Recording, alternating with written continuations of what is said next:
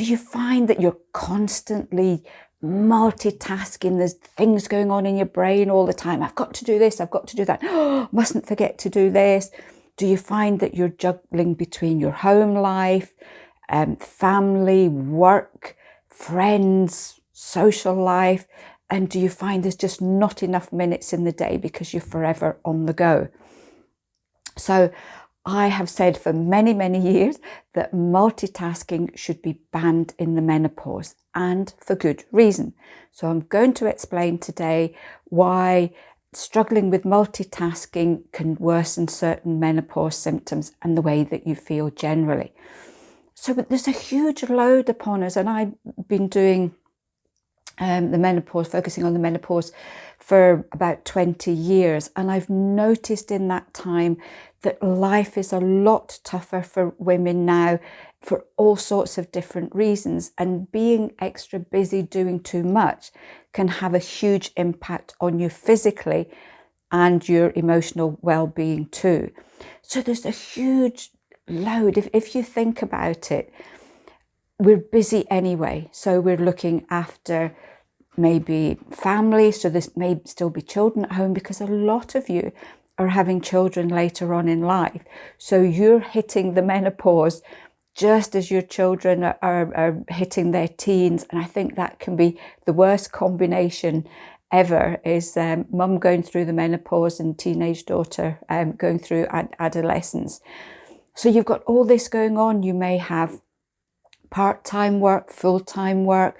You may be looking after elderly parents or elderly relatives. So you're going to have very little time to yourself. So that's happening generally in your life. So you imagine putting hormonal changes into the mix as well.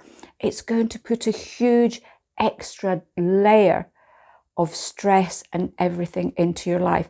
It's a bit like, the ducks. You see them gliding effortlessly over the pond, and underneath their little legs are going like mad. That's what's happening inside us. So you may not necessarily notice too much going on in the surface and externally, but internally your body is trying so hard to keep its balance. And if you have that going on, as well as everything else that you're trying to do in your life, it's no wonder we end up having issues and symptoms getting worse as well. So when we're trying to multitask, when we've got all these things going on in our head, I've got to do this, I've got to do that, it's going to raise your heartbeat. So you may find you get palpitations more often.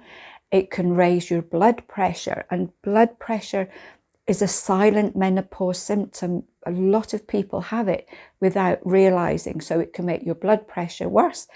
It can increase your anxiety, never mind whatever else is going on.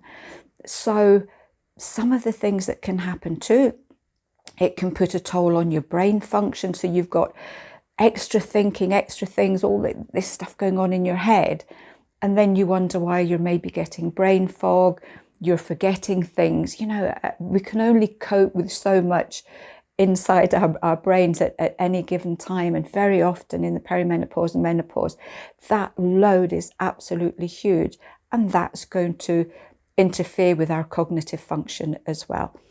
If we're trying to do too much at once, we can then end up actually being less productive, less efficient. We can be prone to making more mistakes, forgetting more things.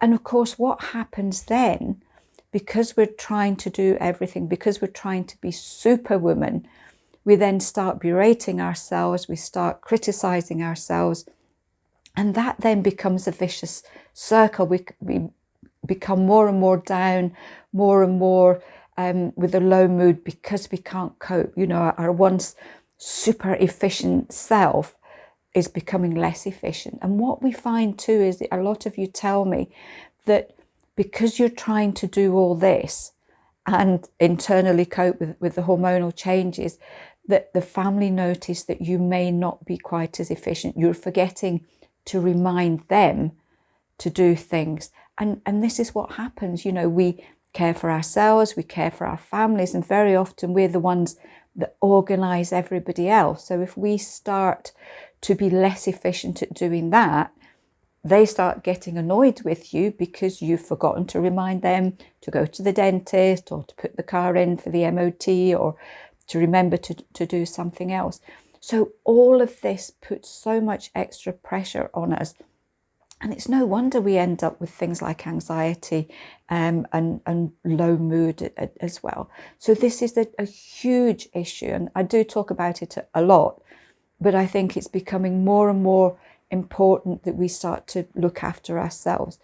So how do you cope with this? And I know that most of you out there are going to say, I can't change things. You know, our lives are so busy, we're so ingrained that we can't allocate more time to the day because it's already all taken up. But it's really, really important here to try and change things to take that pressure off us. So it's about trying to focus a little bit more on what is really important. And I think I've said before that I have a little saying, and that is, don't do today what can be done tomorrow, the day after, or next week, or even next month. And I know myself, you just put so much pressure on yourself to try and deal with things, but deal with today. Make lists, and I'm a great believer in lists and post-it notes. I have lists everywhere, and post-it notes just to write something down, stick it somewhere where I will see it to remind me to do something at a certain point. So it takes the pressure off you having to keep remembering yourself to do this. Support cognitive function. It really is important here. Loads of water, because dehydration is a big factor. Make sure that you're eating a varied diet, getting plenty of nutrients. Your brain needs lots of different things to keep going. I would also suggest a fish oil supplement. For those of you that are vegetarian or vegan, you can look at flaxseed oil supplement, and very often that can give your brain a little bit of a boost. Support your nervous system as well. It's really important when we're trying to juggle things and run from one place to another. Our nervous system can get really pulled down. So you can look at something like our menopause support, because this has magnesium in it, and we know that that can also reduce tiredness and fatigue. Hardest thing of all, and I know most of you out there will go, I can't do it, is rest and relaxation. It's this whole thing of taking care of the self, purely because if you don't look after yourself, who's going to? And if you can't look after yourself and you get really weary, if you get really run down, then you can't take care of other people either. So taking care of yourself will pay dividends in the long run, because you will feel better and you will feel more efficient at coping with everything else that's going on. Remember the me time too. 30 minutes me time is vital, not a luxury. And the other thing, and I must admit for me that really probably the difficultest thing to do, ask for help. If you're really struggling at home, if you're struggling at work, if you just can't fit everything in and you're getting more and more tired and run down, then ask for help. There's nothing shameful. There's nothing about being weak, asking for help. And, you might be surprised at how willing other people are to help you, just to take a little bit of load off your shoulders. So I hope you found this one helpful. It's a huge thing, today, as women going through the perimenopause and menopause, we're having to contend with so many different things that even our mothers and our grandmothers certainly didn't have to cope with in their particular menopause time. If you have any stories, if you have any tips, what did you do to help yourself cope with all of these changes that are going on?